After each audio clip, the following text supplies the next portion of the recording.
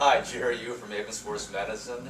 Today we're going to talk about something that we have come across many times in our clinical treatment of patients with balance issues, which is, well, Jerry, what happens if I fall down? How do I get up to sitting, to standing, something like that? Is there something I can work on preventatively in case I do fall down? And the first thing I tell the patients is, listen, the first thing you want to do is make sure that you have your cell phone on you as much as possible or as close to you as possible so that in case you do fall down, at least the immediate thing to do would be to call somebody that you know.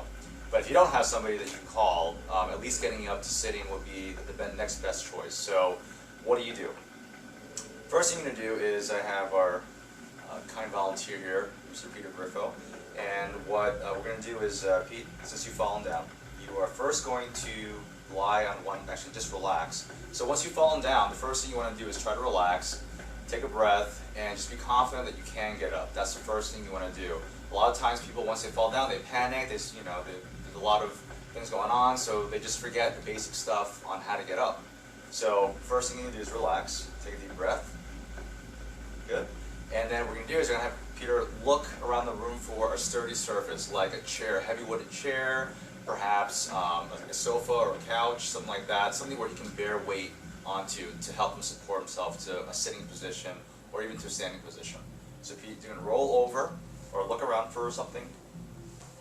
Good. And so we found this conveniently positioned chair here, and Pete's going to roll to one side towards the direction of the chair. Good. From this position, I'm going to have our volunteer get to his hands and his knees. Great. Onto a position where he can crawl around. So Pete, now you're going to get this position, and I'm going to have you crawl towards the chair over here. Okay. From this position, you're going to get your hands on top of the seat of the chair. Good. And get to one leg standing or half kneel position.